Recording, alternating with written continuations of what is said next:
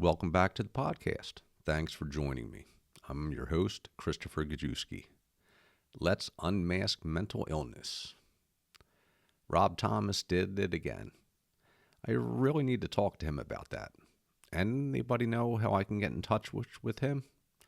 I like his solo work, and his album, The Great Unknown, has been something I've been playing a lot recently. Certain lyrics just come out and grab me. If they have the right music behind them, it creates a theme in my mind, a starting point for me to wander down my own paths. Some of Rob's songs have created guardrails and direction signs on those paths. With other conversations I've been having and things I've been thinking about, that's been happening again. A song and the lyrics create the structure to an answer to a very basic question. Why do we stay in bad relationships? The relationships can be with people or with things. Bad relationships is a spectrum, not a black or white thing. It can be an extreme, like staying in an abusive relationship, or it can be a not so abusive relationship, like why I still follow the University of Miami football program. We have choices. But Rob gives me a hint at the answer in the song Absence of Affection. In the absence of affection, we'll take anything and call it love. Before getting into the episode, the important stuff, I just want to remind everybody that I am not a psychologist, psychiatrist, therapist, or any kind of professional with an ist at the end of their title. I'm just a guy who has been there. If you are in crisis or know someone who is, I implore you to reach out to a professional.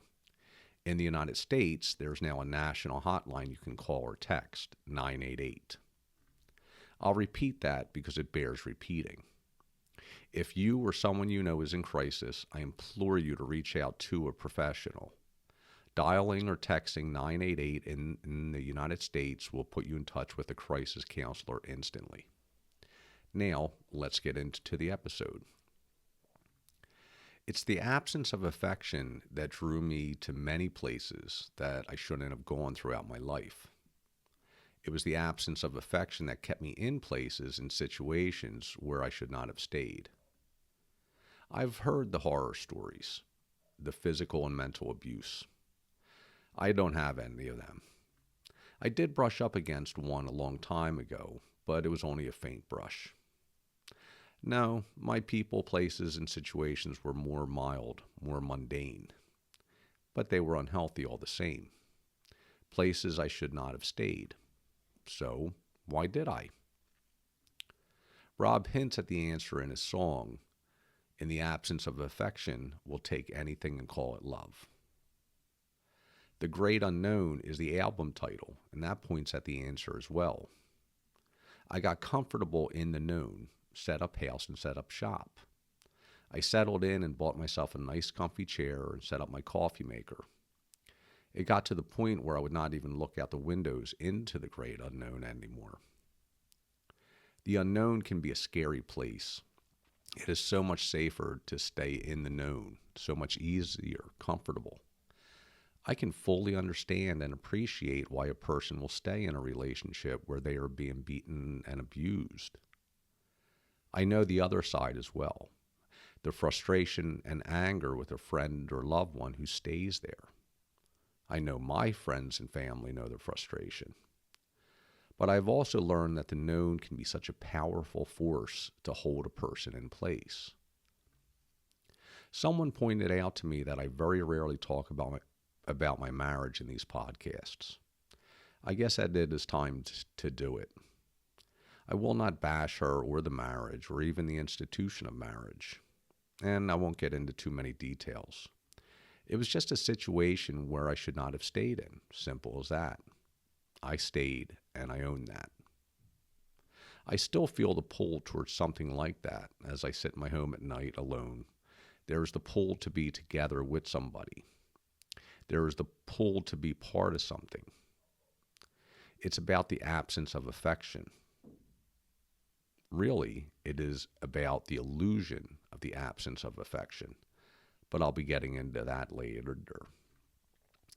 To my friends and family, stop it. Seriously, just stop it.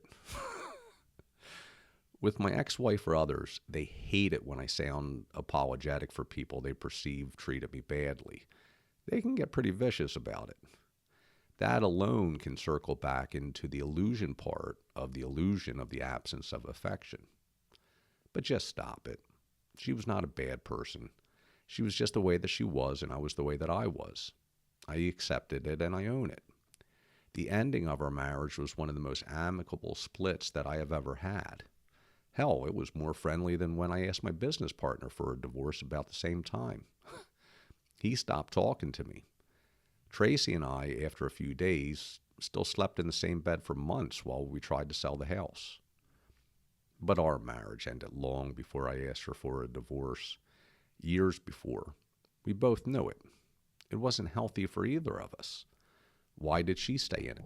Why did I stay in it? It was probably something that should never have been. I'm not going to go back that far, though.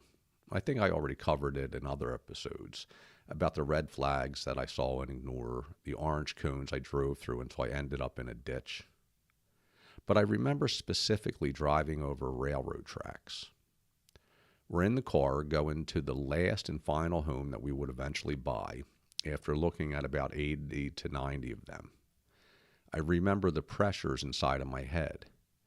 Maybe it was the railroad tracks on Route 1 going to Chad's Ford that shook the thoughts loose and made them rise up to the top of my head. What the hell are you doing? You're going to look at a house that you cannot afford in an area where the taxes are insane for a turnkey house that may be turnkey for her, but it's not for you. You don't need to buy a new house. You need to get a divorce. But I looked at my lovely, beautiful wife, smiling. Thoughts of vows I had spoken about forever and for better or for worse. And I smothered the thoughts and went and bought the house. Friends and family, stop it. Just stop it. I know. But the codependency was in full swing, and there was the illusion of the absence of affection beyond in the great unknown. And I was comfortable. Okay, I said to her before we signed the final papers, we really can't afford the house. To be able to afford it, we need to live house poor for at least a few years while we catch up on our bills. Then we'll be okay. She agreed. Then we bought the house, poured tons of money into the turnkey home, and went on a few very expensive vacations. The pressures began to build. The patch I had put on the emptiness inside of me began to tatter and fray. Everything began forcing me to look out into the great unknown from my nice comfy chair. The depression began to build and pull me further into the emptiness. I didn't know what the hell to do, so I grabbed onto the known and comfortable. The terror of falling into that vast emptiness made me grab onto any lifeline that I could find. We all know the story of the guy hanging on the crumbling cliff face, so he grabs at a tuft of grass or a slight branch that would never support his weight for long. But he grabs anyway. I grabbed, then I fell into emptiness. What I did not see at the time were the strong, heavy ropes, the ladders and slings. Hell, the hammocks and life vests that were all around me with a rescue helicopter circling overhead. But I fell deeper into the depression, into an unhealthy marriage, and an unhealthy business partnership. A soundtrack entered the emptiness. No, not Rob Thomas. Though his older album, his first solo work, Something to Be, was somewhere in the background. This is where irony really comes into play. It truly breaks my heart, but my daughter does not speak to me. Her birthday just passed. I was around for quite a few of them, and she was my daughter, and I was her father. For one of my birthdays, or maybe it was Christmas, she bought me tickets to see a band that I had started listening to, the Ex-Ambassadors. As I have mentioned in past episodes, I hate being that kid with the mixtape. The scene from the movie Almost Famous, where Kate gives her brother the album and says, "Listen to the words." Makes me squirm. But it is what it is. I went to the concert with my wife with the tickets my daughter had bought me, and the ex-ambassador slammed into my mind. They shattered the illusion of being comfortable. They made me look at my beautiful wife with the soundtrack and theme of their concert enveloping me. And I knew the marriage was over, and I had to ask her for a divorce. It would still take a couple of years. Hey, I had made vows. I had built a life. Things were not terrible. There was no abuse, no cheating that I know of, and there were not even any arguments. That was probably a part of the problem. There should have been a lot of arguments, but there was nothing. I conditioned myself to be comfortable with that. In the absence of affection, we'll take anything and call it love.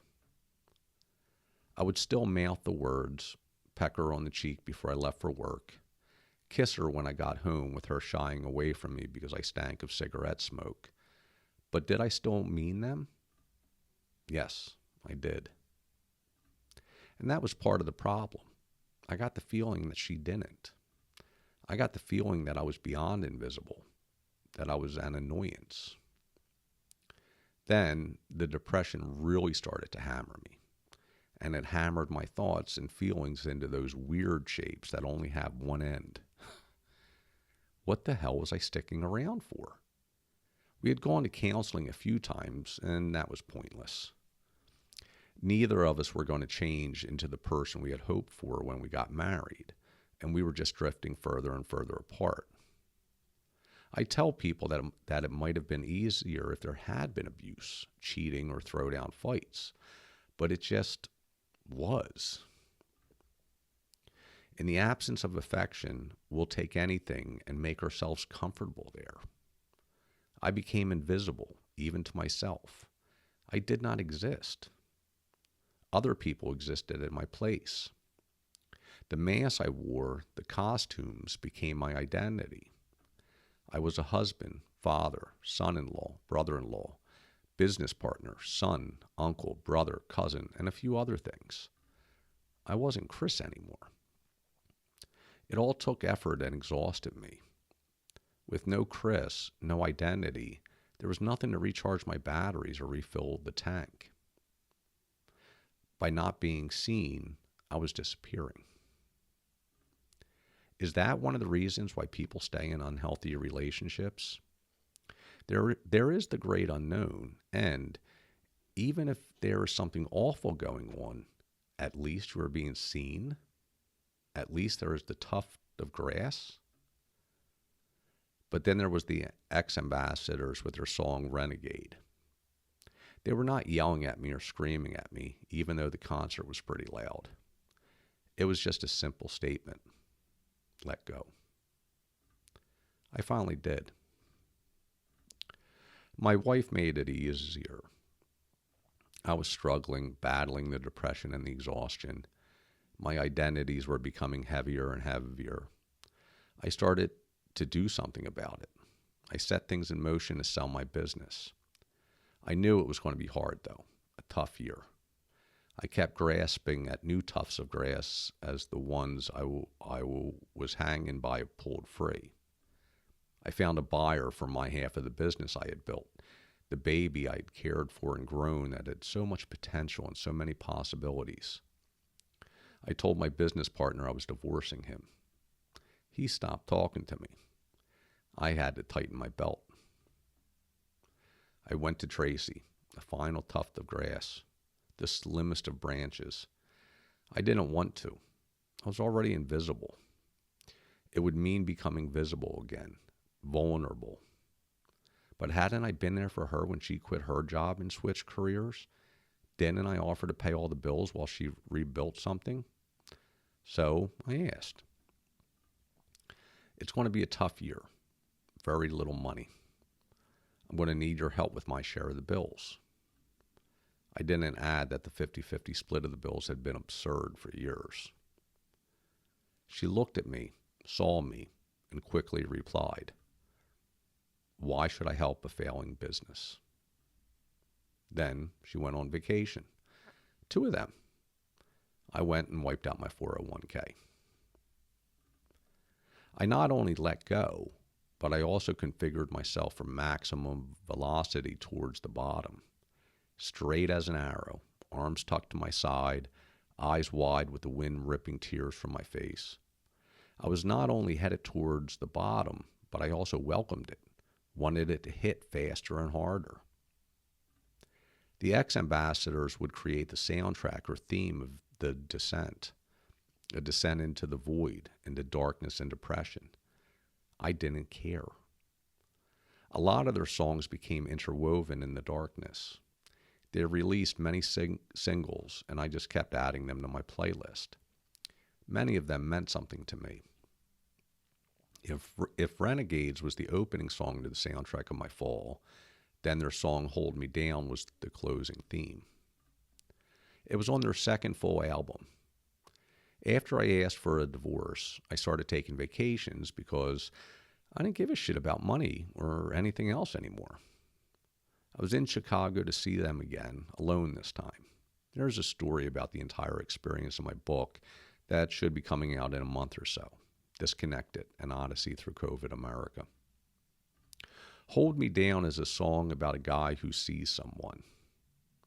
The person is invisible, but he sees her, and he'll be there for her to help hold her down, help keep her from flying apart.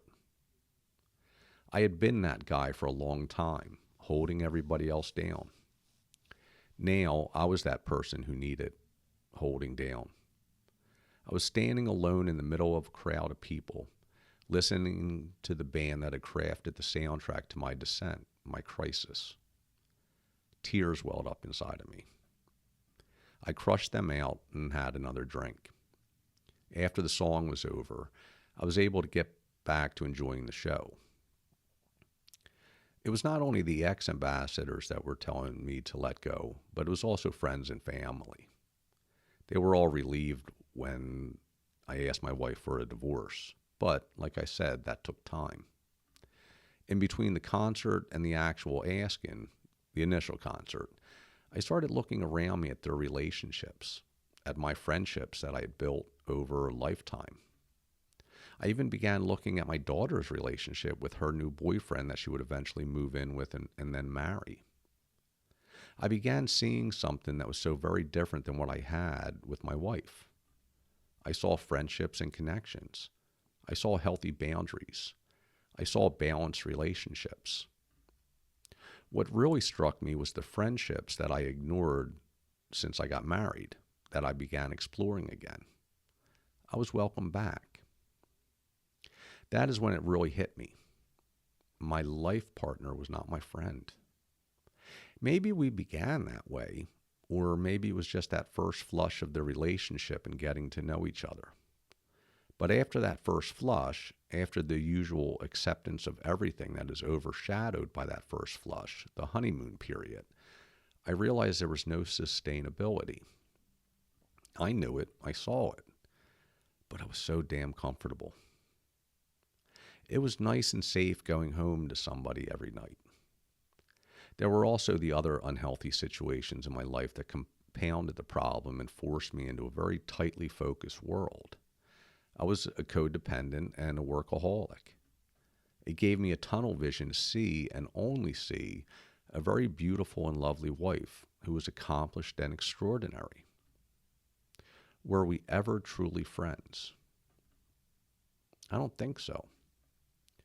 Looking back, I began asking very simple questions of myself and others. Why is water wet? What is friendship? What is love? What is balance and mutually beneficial relationships? What are healthy boundaries? But it was so damn safe and comfortable. And there was the age thing. I had built a life.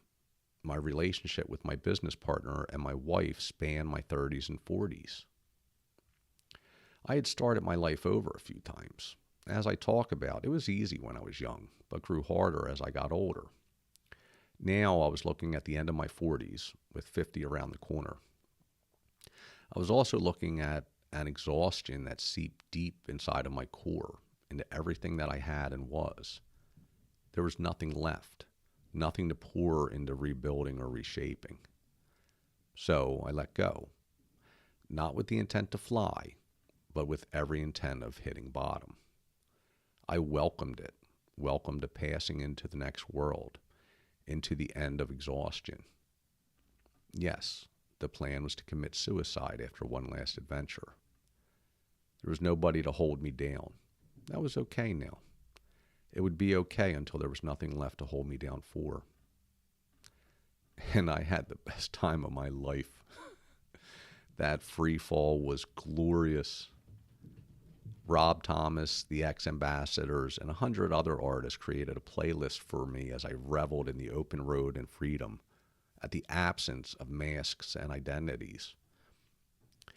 And that is about when all of you people that love and care about me, my friends and family, really began to piss me off. Even chance, wonderful encounters began to intrude and piss me off. Justine, this fantastic lady I met when I first got separated, really annoyed the living hell out of me. I had a plan. It was a good plan. I was finally free of the unhealthy relationships. I was free of everything. The exhaustion was not replaced by anything like hope, but the contact and interactions I had with people began to point towards other things beyond the end. They started to point towards the next chapter. They started to point towards things I could learn, things that could help me establish boundaries and healthy relationships. They started to point towards the wider field. They started to point towards what was wrong about the line from the Rob Thomas song. In the absence of affection, we'll take anything and call it love. That's about when Sarah entered my life. A chance encounter. She taught me the idea of being intimate with myself and caused me to look without tunnel vision towards the bottom and to open my damn eyes to the wider field, the wider world. I'm gloriously free-falling, reveling in it. And then I see a net below me. Not the rocky bottom I wanted. Shit. You may have seen it at the beginning of the podcast. I know it now, but did not know it back then. The tunnel vision and the depression caused me to see only one thing while making me miss the wider truth. There was never, ever an absence of affection. There was never, ever a time where I was not seen, when I was invisible. There was never, ever a lack of options. Now that I think about it, as I type this, it's like the old joke. Flood waters came and a man was trapped inside of his house. A boat came by to rescue the man, and the man replied, "I'm staying. God will save me." The flood waters continued to rise, and another boat came by. The man replied, "I'm staying. God will save me." The flood waters rose even more, and the man climbed onto the roof of his house. A helicopter came by. The man called out, "I'm fine. God will save me." The flood waters continued to rise. The man was swept away, and he drowned. He appeared before God and prostrated himself. "God," he said, "I do not understand. I am a good and pious man. I lived a good life in your service. Why didn't you save me?" God replied, "I sent you 2 boats and a helicopter. What else did you want me to do?" Yes, God speaks with a Philly accent. But that is what I missed, and what I think a lot of people miss. I was holding on to the tufts of grass and the slimmest of branches. They pull free and I grab onto another. Did I mention there's another Ex-Ambassador song about Indiana Jones? The depression and all my other issues create this tunnel vision. I want to be seen and loved by this one person. I needed this one person to complete me and validate me. So I held on, exhausting myself, reaching for tufts of grass and the slimmest of branches. What I failed to notice were the helicopters circling. It is so damn hard to see them at times. I needed help to open my damn eyes. Friends, family, loved ones, and acquaintances were all there, probably face-palming. There are support groups and even business associations like the one I created. Probably the biggest thing in the air, dangling a nice comfy hammock with a cup of coffee and a holder, was the Goodyear blimp.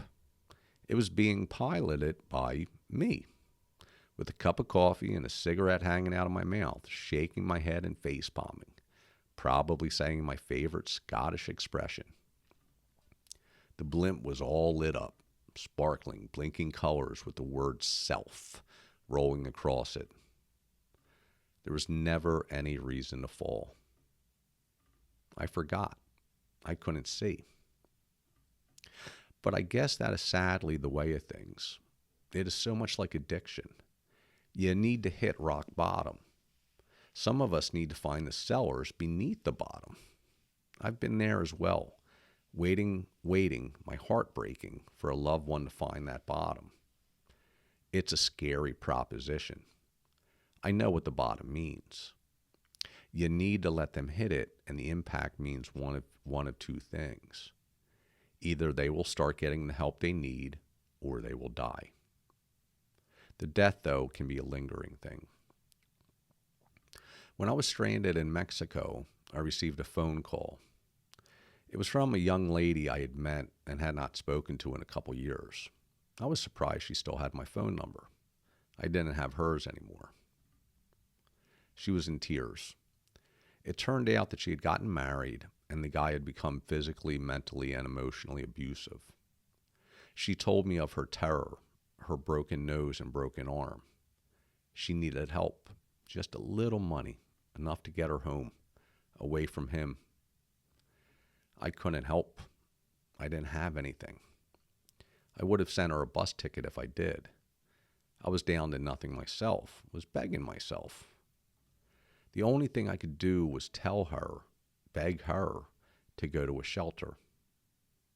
I had no idea where she was, but I knew that help, a helicopter, a rope ladder, was only a phone call away. She hung up on me. I hope she found something and did not return to her husband.